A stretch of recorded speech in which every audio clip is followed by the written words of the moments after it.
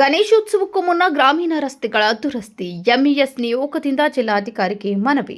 ಮುಂಬರುವ ಗಣೇಶೋತ್ಸವದ ಹಿನ್ನೆಲೆಯಲ್ಲಿ ಗ್ರಾಮೀಣ ಭಾಗದ ಮೂಲಸೌಕರ್ಯ ಹಾಗೂ ಆಡಳಿತಾತ್ಮಕ ವ್ಯವಸ್ಥೆಗೆ ಸಂಬಂಧಿಸಿದ ವಿವಿಧ ಬೇಡಿಕೆಗಳನ್ನು ಮುಂದಿಟ್ಟುಕೊಂಡು ತಾಲೂಕು ಮಹಾರಾಷ್ಟ್ರ ಏಕೀಕರಣ ಸಮಿತಿಯ ನಿಯೋಗವು ಜಿಲ್ಲಾಧಿಕಾರಿ ಮೊಹಮ್ಮದ್ ರೋಷನ್ ಅವರನ್ನು ಭೇಟಿಯಾಗಿ ಮನವಿ ಸಲ್ಲಿಸಿತು. ಈ ವೇಳೆ ಗ್ರಾಮೀಣ ಭಾಗದಲ್ಲಿನ ರಸ್ತೆಗಳ ದುಸ್ಥಿತಿ, ಗಣೇಶೋತ್ಸವ ಮಂಡಳಿಗಳಿಗೆ ಅಗತ್ಯ ಸೌಲಭ್ಯಗಳು ಹಾಗೂ ತಾತ್ಕಾಲಿಕ ವಿದ್ಯುತ್ ಸಂಪರ್ಕ ಸೇರಿದಂತೆ ಹಲವು ವಿಷಯಗಳ ಕುರಿತು ಸವಿಸ್ತಾರವಾಗಿ ಚರ್ಚಿಸಲಾಯಿತು. ಗಣೇಶೋತ್ಸವಕ್ಕೂ ಮುನ್ನ ಗ್ರಾಮೀಣ ಬೆಳಗಾವಿ ತಾಲೂಕಿನ ವಿವಿಧ ಗ್ರಾಮಗಳ ರಸ್ತೆಗಳಲ್ಲಿರುವ ಗುಂಡಿಗಳನ್ನು ತಕ್ಷಣ ಮುಚ್ಚಿ ಅಗತ್ಯ ದುರಸ್ತಿ ಕಾಮಗಾರಿಗಳನ್ನು ಕೈಗೊಳ್ಳಬೇಕು ಎಂದು ಸಮಿತಿ ಪ್ರಮುಖ ಬೇಡಿಕೆ ಮುಂದಿಟ್ಟಿತು. ತಾಲೂಕಿನ ಹಲವು ಗ್ರಾಮಗಳ ರಸ್ತೆಗಳು ಸಂಪೂರ್ಣ ಹದಗೆಟ್ಟಿದ್ದು, ಗಣೇಶೋತ್ಸವದ ಸಂದರ್ಭದಲ್ಲಿ ಸಾರ್ವಜನಿಕರು ಹಾಗೂ ಗಣೇಶರ ಭಕ್ತರಿಗೆ ತೊಂದರೆಯಾಗುವ ಸಾಧ್ಯತೆ ಇದೆ ಎಂದು ಜಿಲ್ಲಾಧಿಕಾರಿಗಳ ಗಮನಕ್ಕೆ ತರಲಾಯಿತು. ಬೆಳಗಾವಿ ನಗರದಲ್ಲಿನ ಸಾರ್ವಜನಿಕ ಗಣೇಶೋತ್ಸವ ಮಂಡಳಿಗಳಿಗೆ ನೀಡಲಾಗುತ್ತಿರುವ ಸೌಲಭ್ಯಗಳು ಹಾಗೂ ವಿನಾಯಿತಿಗಳನ್ನು ಗ್ರಾಮೀಣ ಭಾಗದ ಸಾರ್ವಜನಿಕ ಗಣೇಶೋತ್ಸವ ಮಂಡಳಿಗಳಿಗೂ ನೀಡಬೇಕು ಎಂದು ಒತ್ತಾಯಿಸಲಾಯಿತು. ಗಣೇಶೋತ್ಸವ ಆಯೋಜಿಸುವ ಯುವಕ ಮಂಡಳಿಗಳಿಗೆ ತಾತ್ಕಾಲಿಕ ವಿದ್ಯುತ್ ಸಂಪರ್ಕವನ್ನು ಉಚಿತವಾಗಿ ನೀಡಬೇಕು ಹಾಗೂ ಯಾವುದೇ ಭದ್ರತಾ ಠೇವಣಿ ಪಡೆಯಬಾರದು ಎಂದು ಮನವಿ ಮಾಡಲಾಯಿತು. ಮಳೆಗಾಲ ಮುಗಿದ ನಂತರ ದಸರಾ ಹಾಗೂ ದೀಪಾವಳಿ ಸಮಯದಲ್ಲಿ ಗ್ರಾಮೀಣ ಭಾಗದ ರಸ್ತೆಗಳ ಶಾಶ್ವತ ಡಾಂಬರೀಕರಣ ಮತ್ತು ಕಾಂಕ್ರೀಟೀಕರಣ ಕಾಮಗಾರಿಗಳನ್ನು ಕೈಗೊಳ್ಳಬೇಕು ಎಂದು ಸಮಿತಿ ಆಗ್ರಹಿಸಿತು. महाराष्ट्र एकीकरण समितीतर्फे जिल्हाधिकाऱ्यांना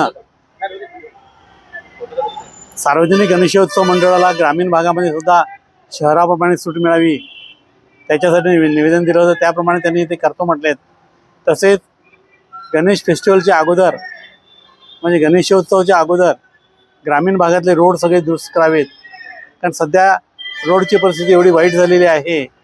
विकास हा नावाला सुद्धा कुठे दिसत नाही. सगळं बेळगाव तालुका भकास दिसतोय आणि त्यामुळंच आम्ही ही विनंती केली. त्याप्रमाणे त्यांनी लगेच त्याप्रमाणे डायरेक्शन्स त्या डिपार्टमेंटला देतो असं सांगितलेलं आहे आणि त्याप्रमाणे ते करतील अशी आशा व्यक्त आम्ही करतो. महाराष्ट्र एकीकरणच्या माध्यमातून बेळगाव ग्रामीणमध्ये जे खड्डेमय रस्ते झाले ते गणपती उत्सवाच्या आधी ते पॅचवर्क झालं पाहिजेत ह्या मागणीसाठी आम्ही जिल्हाधिकाऱ्याला आलो होतो आणि त्याचं निवेदन आम्ही त्यांना ऑलरेडी दिलेलं आहे. आणि त्या निवेदनात आपण म्हटलं आहे की या खड्ड्याबरोबरच जी युवक मंडळ आहेत जे गणेशोत्सव साजरा करतात त्या युवक मंडळांना वीज मोफत मिळावी, त्यांच्याकडून डिपॉझिट वगैरे आकारता कामा नये या माध्यमाचं आपण या ठिकाणी निवेदन दिलेलं आहे. आणि ते DC साहेबांनी स्वीकारून याच्याबद्दल आपण परत विचार करून हे शक्यतो माफ करायचा प्रयत्न करतो त्यांनी असं आश्वासन दिलेलं आहे. आणि गणेशोत्सवाच्या आधी हे खड्डे सुद्धा आपण पॅचवर्क करून घेतो असं त्यांनी कमिशनरांशी आणि आपलं कंप्लीट या गावांचं लिस्ट द्या, ज्या ज्या ठिकाणी मोठे पॉट्स आहेत ते पॉट्स आपण फिलअप करून देऊन तुम्हाला सहकार्याची भूमिका आपण घेतो असं त्यांनी सांगितले. एवढं आपण ह्या ठिकाणी निवेदन देऊन आपण ह्या ठिकाणी आलेलो आहोत. ग्रामीण भागात गणेशोत्सवाच्या आधी जर सरकारनं आणि जर आपले पॅचवर्क व्यवस्थित जर केले तर पावसाळा संपलीस्तोवर पॅचवर्क झालं तरी आम्ही त्याच्यावर समाधानी आहे. आणि त्याच्यानंतर दसरा दिवाळीच्या आसपासच्या दरम्यान हे संपूर्ण खेडोपाड्यातील रस्ते व्यवस्थित त्यांनी डांबरीकरण कॉन्क्रीटीकरण झालं आणि ते झालं नाही तर मग आपण पुढं मोठ्या आंदोलनात त्यांना सामोरे जावं लागेल अशी आम्ही ह्या ठिकाणी त्यांना एक सूचना आणि एक विनंती सुद्धा आपण ह्या ठिकाणी करून आलेलो. ಕಾಮಗಾರಿಗಳು ವಿಳಂಬವಾದರೆ ವ್ಯಾಪಕ ಹೋರಾಟ ನಡೆಸಲಾಗುವುದು ಎಂದು ನಿಯೋಗ ಎಚ್ಚರಿಕೆ ನೀಡಿತ್ತು. ಇದಕ್ಕೆ ಪ್ರತಿಕ್ರಿಯಿಸಿದ ಜಿಲ್ಲಾಧಿಕಾರಿ ಮೊಹಮ್ಮದ್ ರೋಷನ್ ಅವರು ಗಣೇಶೋತ್ಸವಕ್ಕೂ ಮುನ್ನ ರಸ್ತೆಗಳಲ್ಲಿರುವ ಗುಂಡಿಗಳನ್ನು ಮುಚ್ಚಿ ಅಗತ್ಯ ದುರಸ್ತಿ ಕಾಮಗಾರಿಗಳನ್ನು ಪೂರ್ಣಗೊಳಿಸಲು ಸಂಬಂಧಪಟ್ಟ ಇಲಾಖೆಗೆ ತಕ್ಷಣ ನಿರ್ದೇಶನ ನೀಡುವುದಾಗಿ ಭರವಸೆ ನೀಡಿದರು.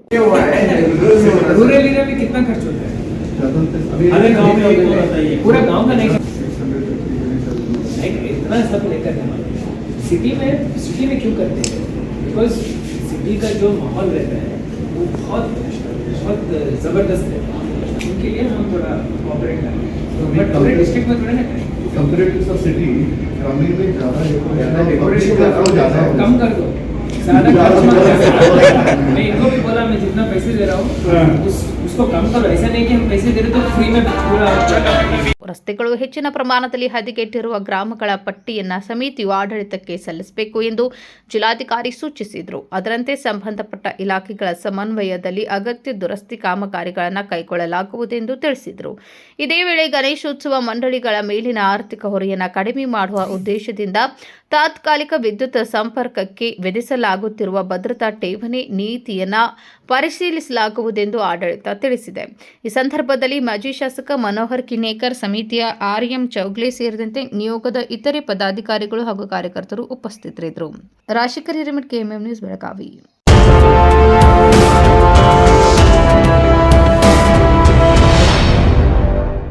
ಫ್ರೆಂಡ್ಸ್, ಬಿಎಸ್ಸಿಯ ಅತಿ ದೊಡ್ಡ ಸೇಲ್ ಈಗಾಗಲೇ ಆರಂಭವಾಗಿದೆ.